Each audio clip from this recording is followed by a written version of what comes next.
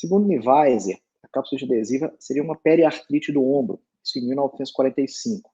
Ela evoluindo com uma inflamação crônica e fibrose da cápsula articular. Mais posteriormente, Zuckerman, que atualmente a gente é o que é definido, que a cápsula adesiva é uma condição de causa incerta, caracterizada por início espontâneo de dor, com restrição significativa de ambos os movimentos, ativos e passivos do ombro, que ocorre na condição de uma ausência de condição intrínseca conhecida. Então, a cápsula adesiva é sabidamente uma doença autolimitada, quer dizer que ela tem começo, meio e fim. Ela evolui em torno, na população, 2 a 5%, uma porcentagem média, mais comum nas pessoas do sexo feminino, em torno de 40 a 60 anos de idade. Ela é 2 a 4 vezes mais comum em pacientes diabéticos, principalmente diabéticos tipo 1 insulino dependentes, e ela pode ser bilateral em torno de 40 a 50%. A cápsula adesiva, a gente pode dividir ela em primária, sendo a primária de forma idiopática, e secundária, sendo causas extrínsecas, intrínsecas e sistêmicas.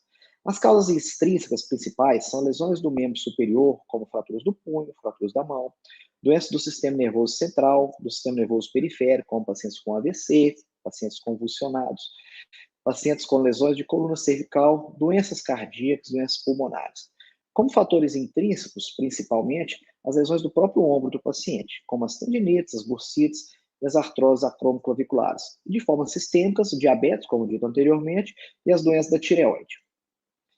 A cápsula adesiva, ela é segundo a sua patologia, ela é uma contratura e um espessamento da cápsula com sinovite hipertrófica periarticular, isso segundo o autor Bateman. Nier já disse que essa cápsula adesiva, ela se inicia no ligamento córaco-humeral, e as principais estruturas envolvidas são o ligamento glenohumeral inferior, sua porção posterior, e o ligamento córaco-humeral. Progressivamente, ela vai sendo afetada o intervalo rotador, a cápsula articular e até o bíceps. A cápsula adesiva, a história é um pouco diferente das lesões do manguito rotador. Ela não tem tipicamente uma história diferente das lesões tendinosas do manguito, que ela é uma doença que ela irradia para o braço, que tem caracteristicamente noturna, com dificuldade, com dor aos movimentos. A capsulite adesiva já tem um início gradual, com uma dor vaga. Sempre digo que é uma doença do terceiro médico, que vai no médico a tendinite, no outro é bursite, na hora que chega no terceiro médico já está instalado um pouco mais a doença. Frequentemente se nota com um movimento repentino ou extremo, como de repente colocar um casaco ou pegar um objeto na parte posterior do carro, na parte traseira do carro.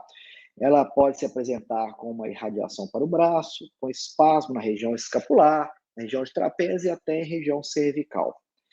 Comumente, a rotação externa está predominantemente limitada.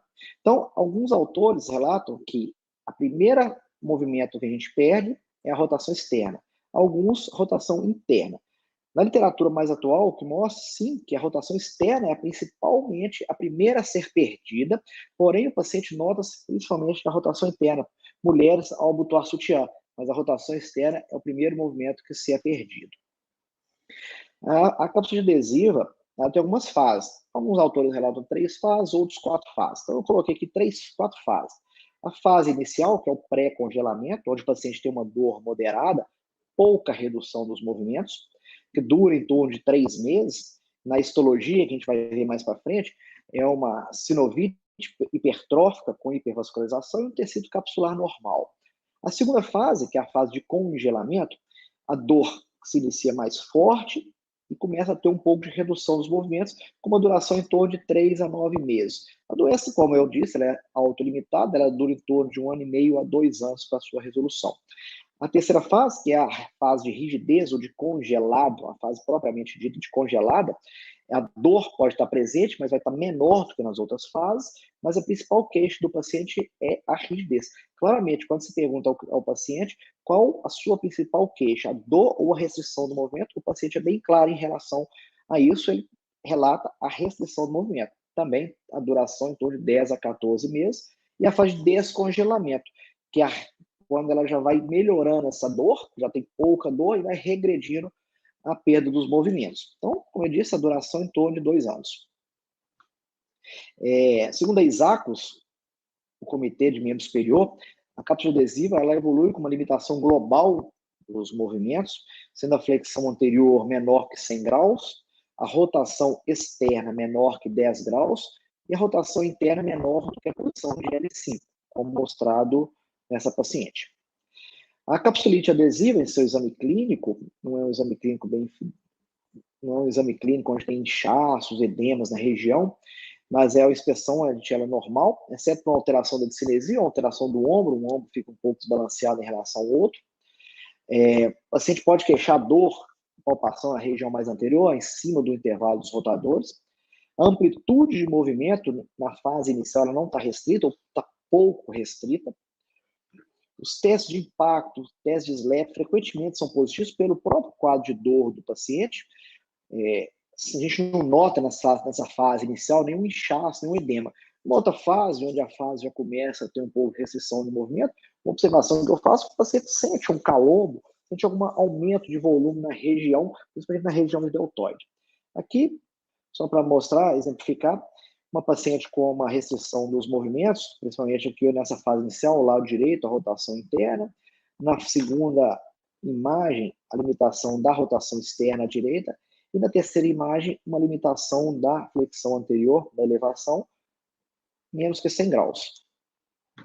Esse teste, descrito como o inferior glide test, é um teste onde pode ser feito com o paciente deitado ou o paciente sentado, em pé.